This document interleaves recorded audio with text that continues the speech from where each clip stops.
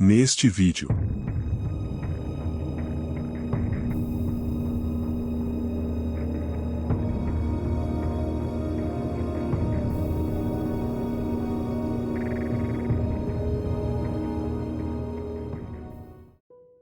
Na região da Ostrobótnia do Sul, entre campos de grãos dourados e celeiros de madeira envelhecida pelo tempo, uma criança de 5 anos viveu algo que carregaria consigo por décadas. Laura Lanning, filha de fazendeiros, brincava de esconde-esconde com outras crianças em um celeiro de secagem, distante cerca de 200 metros da casa da família. Era uma tarde comum de verão, com o sol ainda alto no céu, projetando longas sombras através das frestas das toras de madeira. Quando chegou sua vez de se esconder, Laura escalou até o sótão do celeiro. Seu plano era simples, pular através da escotilha e se esconder rapidamente entre os feixes de palha. Mas ao chegar à borda e olhar para baixo, a altura a fez hesitar. Sentou-se no limiar, indecisa, com as pernas balançando sobre o vazio. Foi então que aconteceu. No canto do celeiro, as toras de madeira que formavam a parede começaram a se abrir, criando uma rachadura de aproximadamente 30 centímetros que ia do teto ao chão. A luz do verão invadiu o recinto sombrio. Laura observou aquilo por um momento, tentando compreender o que estava vendo, quando um zumbido forte começou a vir do lado de fora. Era como se algum tipo de máquina estivesse pousando nas proximidades. O som parou abruptamente. Uma figura entrou pelo canto aberto do celeiro. Tinha cerca de 2 metros de altura, corpo esguio e olhos vermelhos que fixaram em Laura com uma intensidade perturbadora. Sua boca era grande, com dentes proeminentes claramente visíveis. A postura do ser era ligeiramente curvada, e em determinado momento ele pareceu desaparecer sob um feixe de palha que havia no chão. Laura desceu rapidamente do sótão e começou a procurar onde se esconder atrás das grandes pilhas de palha. Foi então que notou melhor a aparência daquele estranho visitante. Ele vestia algo que se assemelhava a um traje espacial, parecido com os que astronautas usariam décadas depois.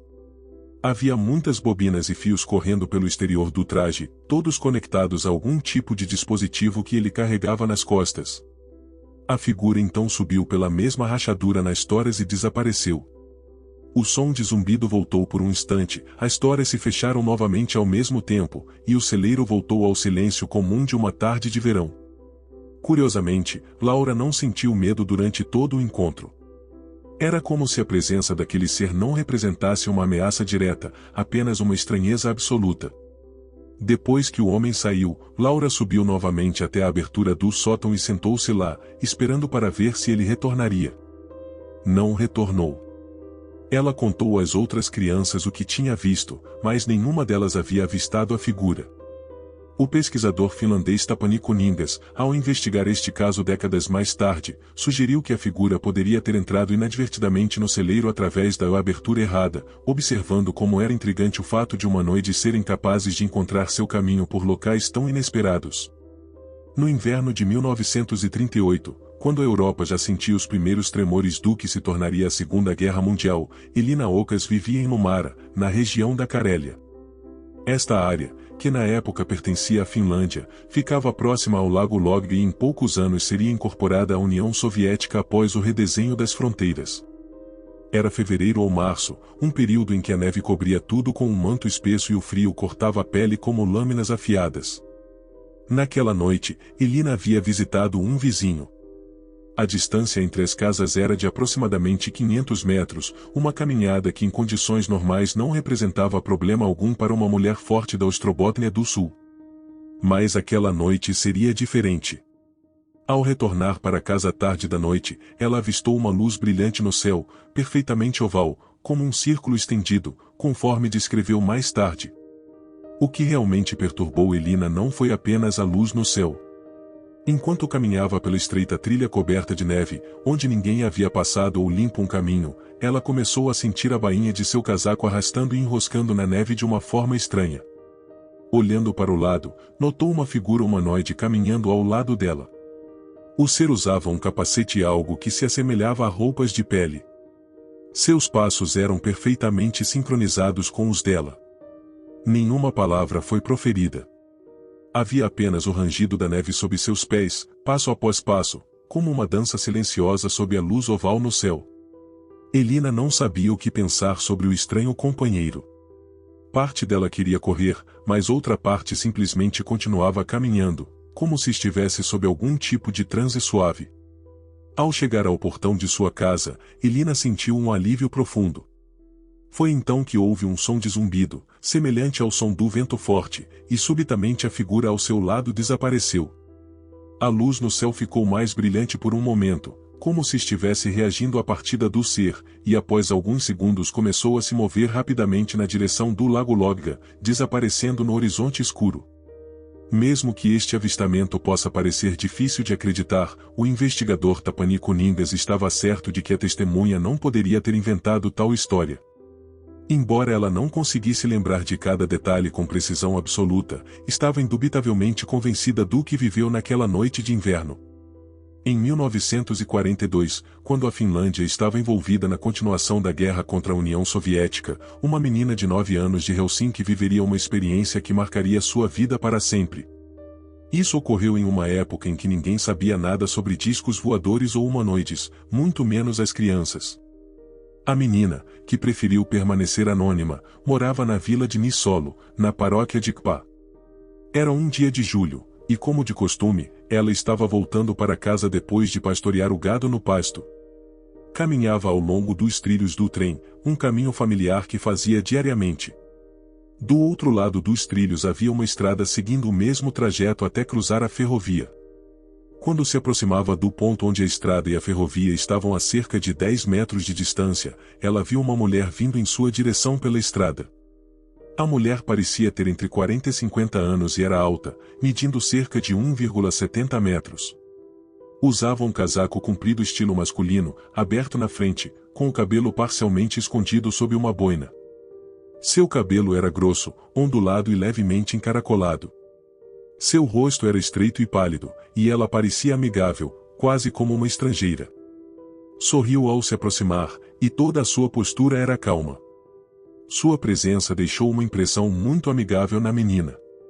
Ela irradiava confiabilidade, prestatividade e bondade, parecendo calma e quase perfeita como pessoa.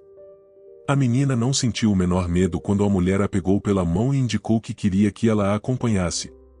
Também não se lembrava de ouvi-la ou qualquer outra pessoa neste encontro falar, nem lembrava de ouvir sua própria voz.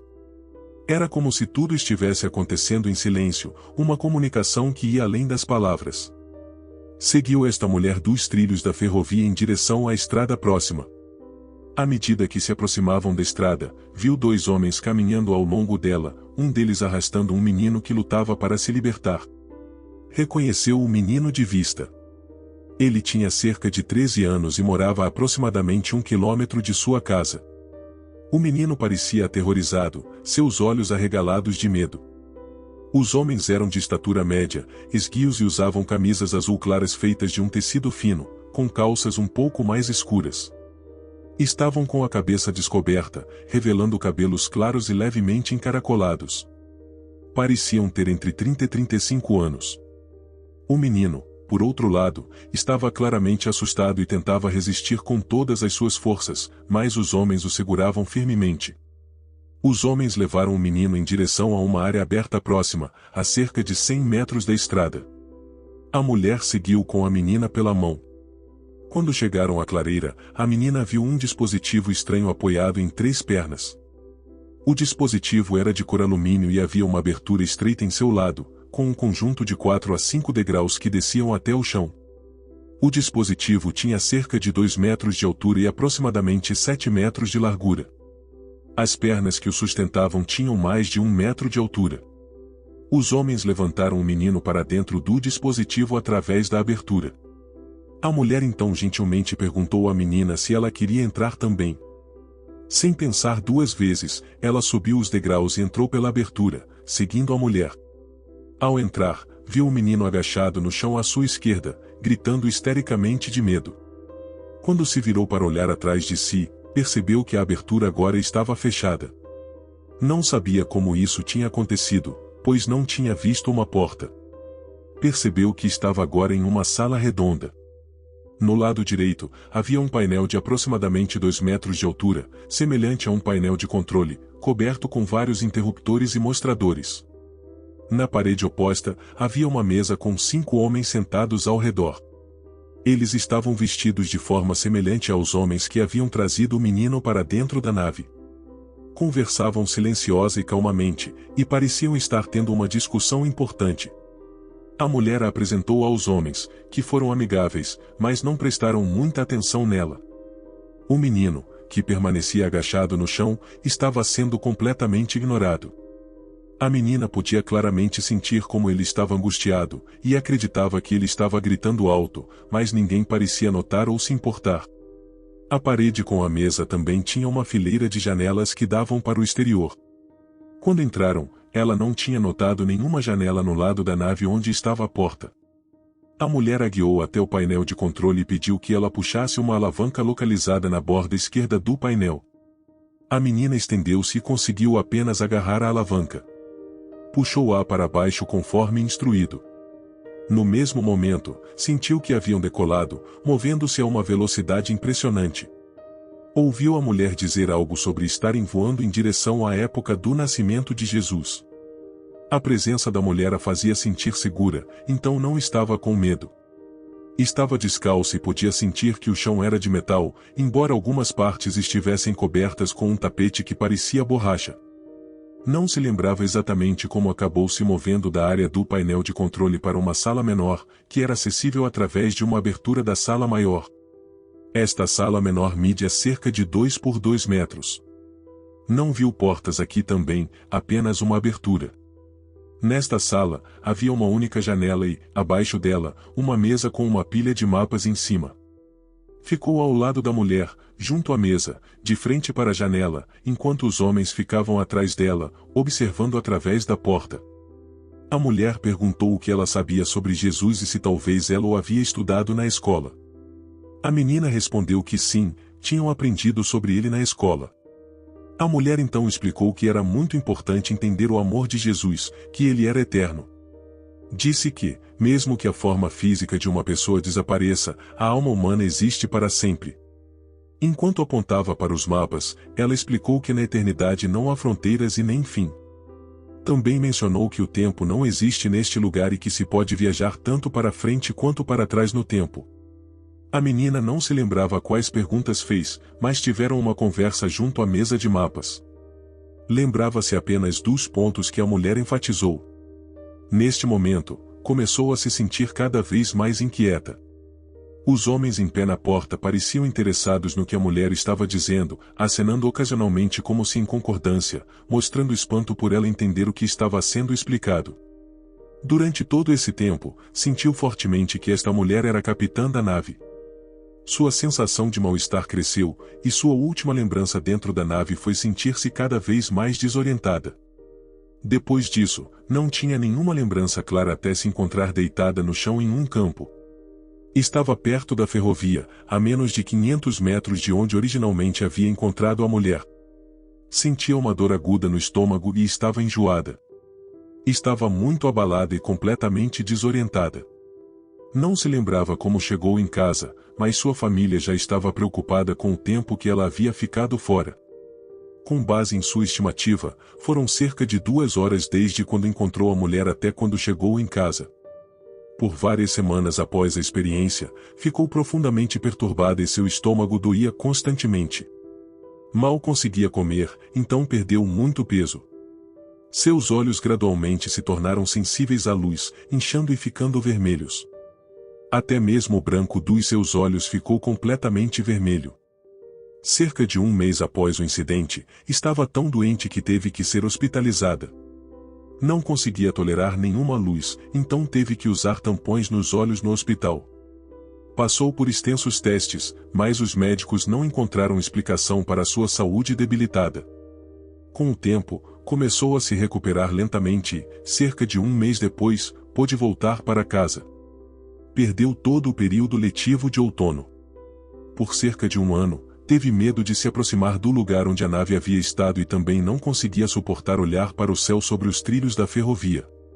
Quanto ao menino que também foi levado para dentro da nave, mais tarde ouviu dizer que ele sofreu um grave colapso mental. Sua saúde mental havia se deteriorado a ponto de, aos 17 anos, ele ter que ser institucionalizado. Estas 3 histórias foram documentadas pelo pesquisador finlandês Tapani Kuningas em seu livro O Foja Suomen Taivaalla, OVNIs no Céu Finlandês. Kuningas, que abandonou seus estudos convencionais em ciências sociais na década de 1970 para se dedicar inteiramente à pesquisa de fenômenos não identificados, era conhecido por sua abordagem cautelosa e metodológica.